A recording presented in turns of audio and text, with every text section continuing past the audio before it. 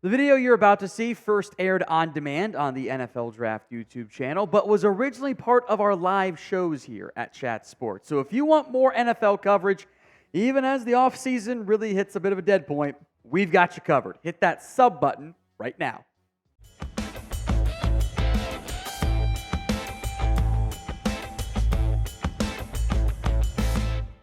Coming up on today's show, we will break down Dane Brugler's way too early 2025 NFL mock draft. Of note, 16 players in his last year's mock draft did go in round one, couple in round two, couple in round three. Some of them did go back to school, though, however. Now, if you want me to do a way too early 2025 NFL mock draft, then share this video. Prove to the bosses this is something we should be doing. Help me out. Share today's video on social media. All right, I'll make note off the top here. Dane's order is based on reverse Super Bowl odds, so no complaining, in theory. First up, Mykel Williams, the defensive lineman out of Georgia.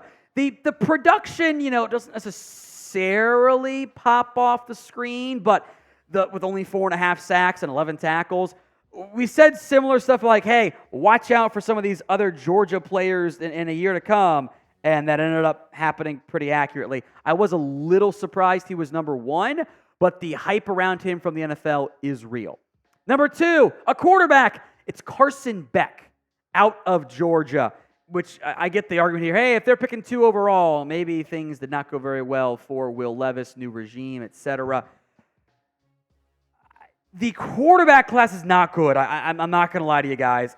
There's a real chance that maybe none of them go in the top 5, and you kind of get too close to the Kenny Pickett draft, which was a disaster. Hopefully somebody that does emerge. Beck has shown flashes, and if he continues to show the upward arc he has, that's a good thing for Georgia and for a team that needs a quarterback. But there's also no guarantee he goes in round 1. Like, everyone knew Kelvin was going to go in round 1 this past year. That was a guarantee. Beck, not the same. Number 3, Mason Graham, the defensive tackle out of Michigan. He fires off that ball. You're watching all the other Michigan guys, and you go, who's this 55 out there? Mason Graham is definitely a name to monitor. Denver at number 4, Will Campbell was a starter as a true freshman for LSU. Played really well this past season. He is one of 2, I think, guys that are generally viewed as like, these are really good left tackle prospects. We'll get to the other guy here in a moment. Number 5 for the Raiders is Will Johnson. I got to mention Patriots add another impactful defensive tackle. That makes sense. Denver gets a left tackle to replace Garrett Bowles. The Raiders get their number 1 cornerback in Will Johnson out of Michigan. I love his game. There's so much to like about what he does on the football field. Highly excited to watch him play. 4 interceptions this past year, knowing that teams didn't really want to throw at him all that much. Now, you have the right to change your mind basically every day between now and the NFL draft, or at least the CFB season wrapping up. Who do you think is the best player in the 2025 NFL draft? Head down there, go to the pinned comment, and reply. Kelvin Banks Jr. out of Texas goes to the Giants, so probably going to flip over to the right side and pair him with Andrew Thomas. He was also a true freshman starter at Texas. Took a big step forward last year in his sophomore campaign. He and Will Campbell back and forth. Who's offensive tackle 1? Both very talented prospects. Arizona gets a much-needed pass rusher, I would argue. This is the more realistic, which I hate saying it because I don't like doing these comps to higher-end players. This is the Micah Parsons comp that makes more sense even than Harold Perkins at LSU. This was a Penn State defensive player who was a linebacker and is now going to play more pass rusher for the Nittany Lions. Very curious how he fares, and he's actually kind of built like Micah too, by the way. Curious how he fares this upcoming season. Another cornerback going to Minnesota, giving them an impact piece. I think they still need more cornerback help. Benjamin Morrison out of Notre Dame. Love the size, love the athletic ability. I think the ball skills in terms of making plays on the football, always room to get better, of course, unless you're like, even Trayvon Diggs had so many interceptions in the NFL, didn't have the same many as college. Still had 3, Morrison did this past year for Notre Dame. One of the most fun players in college football, that is Travis Hunter, the wide receiver / cornerback going to Colorado. I would play him both ways to start. Depending on who you ask around the NFL, some people say, I think he's better as a wide receiver because he's so good with the ball in his hands. Others will say, I say corner because he's a bit more polished there. I kind of want to try him at both. Screw it.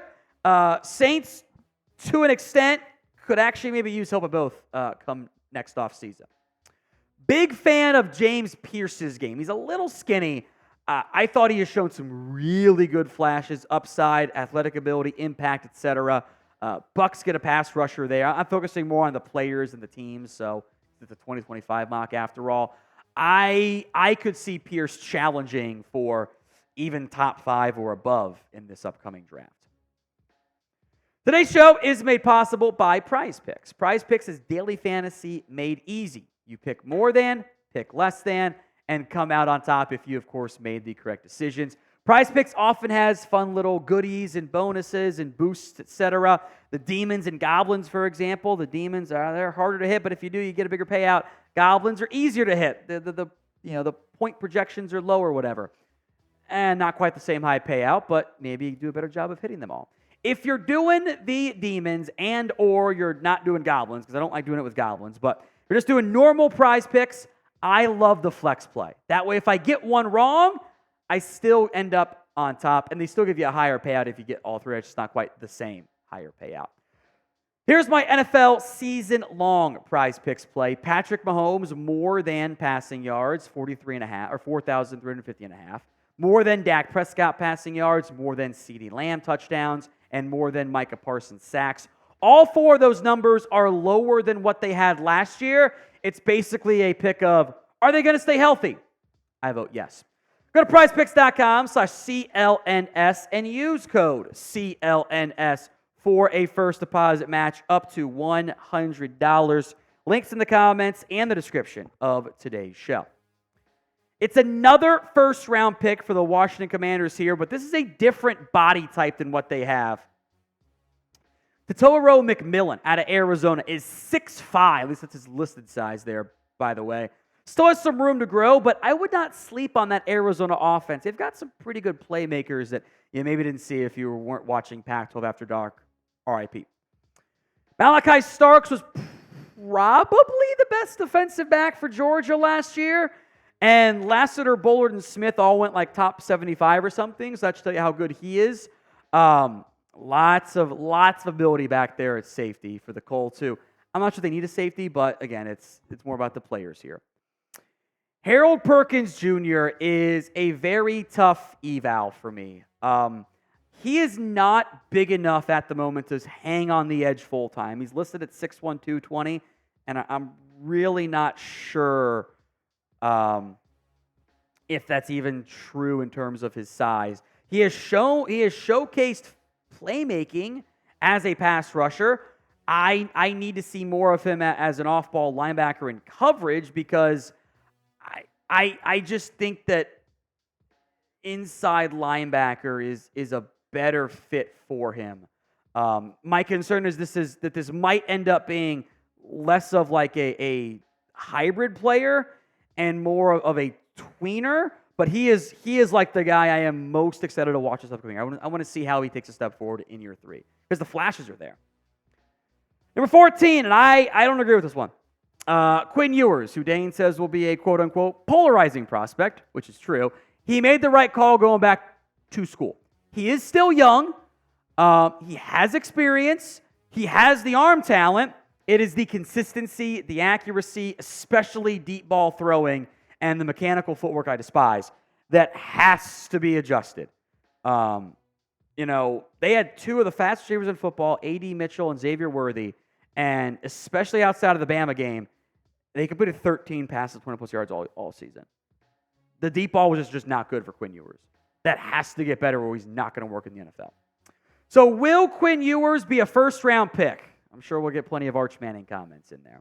Y for yes, N for no in the comments. Denzel Burke, we had put him in some back end of round 1 mock drafts, but he decides to go back to Ohio State. Jags had been linked in all of the first-round mock drafts for a corner. They took Brian Thomas. We're still going to mock them a corner in round 1, or at least the Athletic is. Ernest Green III. Oh, look, another Georgia offensive tackle. Yeah, go figure. He was awesome at left tackle and was a big reason why Amarius Mims didn't move to the left side.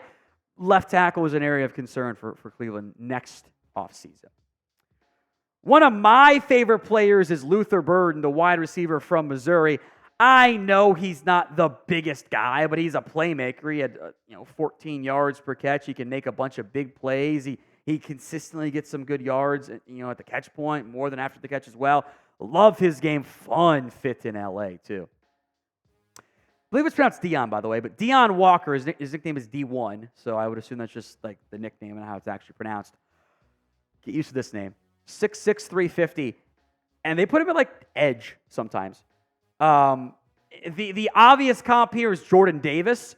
I can't wait to watch him this year. He's going to be so much fun. And this one is going to be popular too. Colston Loveland, the Michigan tight end, goes to Jim Harbaugh at Michigan. He would have been tight end 2 by a massive margin had he been eligible this year.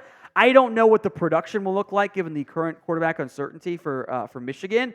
He can block and catch, though. He is the complete tight end package as far as I'm concerned. Nick Scorton, the former Purdue transfer, now at Texas A&M. He's got pretty good movement skills for a big guy.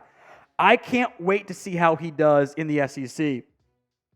This past year at Purdue, he had 10 sacks. This was one of the better players who transferred in college football. Dolphins get their Christian Wilkins replacement, Shamar Turner.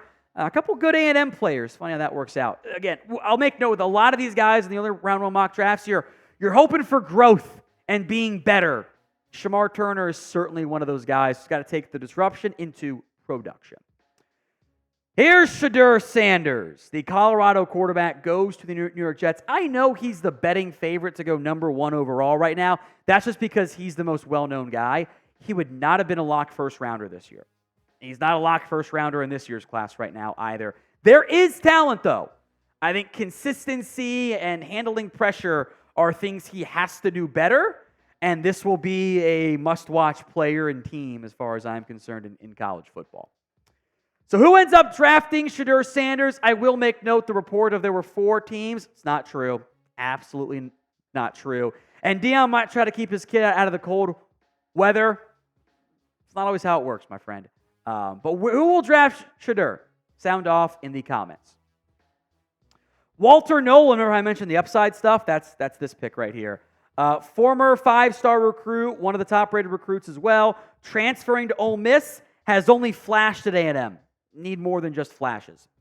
Isaiah Bond, the wide receiver out of Texas, the Alabama transfer, now gets to go beat the maybe number 1 guy for the Longhorns. The speed and some of those that high-pointing ability is very intriguing for a Dallas team that has CeeDee Lamb and not much else under contract next season. Both LSU offensive tackles in this mock draft. Kind of surprised by that one. Maybe there's the Eagles' long-term Lane Johnson replacement in Emory Jones.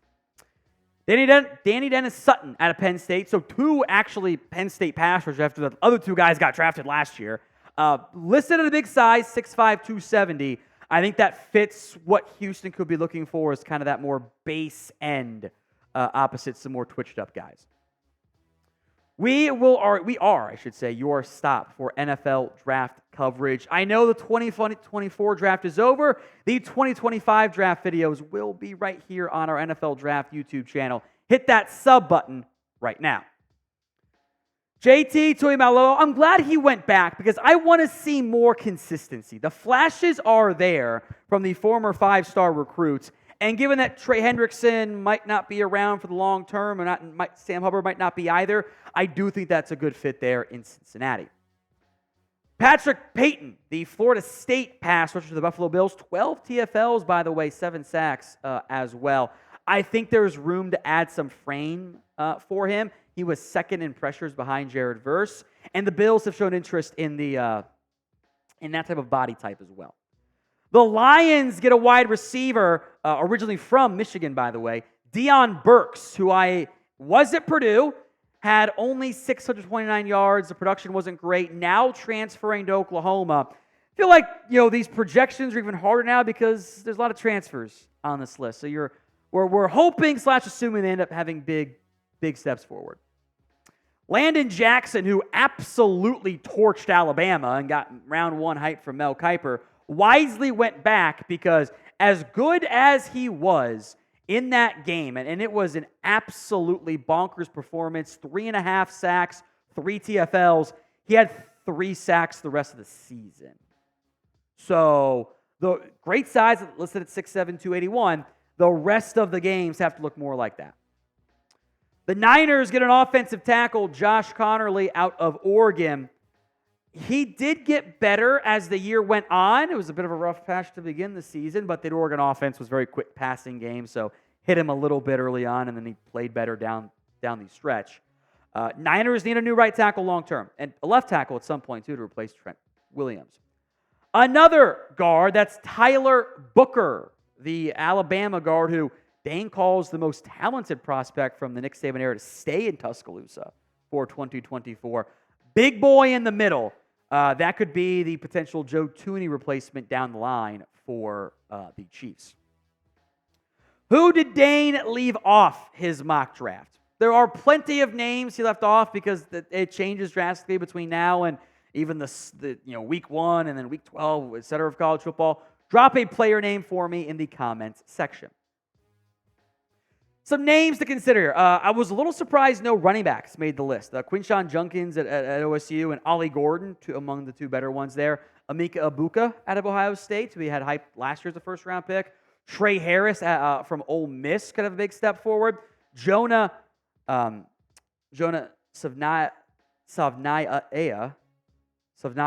Yeah, that's how you pronounce it. It's a trick one. I got the pronunciation here in front of me. I still can't read it off properly. He's a good tackle, though, at Arizona. Jack Sawyer had some top 50 buzz this year.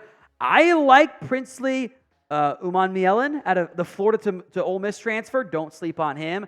Dante Corleone, a.k.a. the Godfather, could have been a top 50, 60 pick had he turned pro. Tacario Davis, again, I think Arizona's being slept on. He played well. And also Kevin Winston, the safety from Penn State. There's some good players this year. I think it's squeezed into round 1 if they go pro.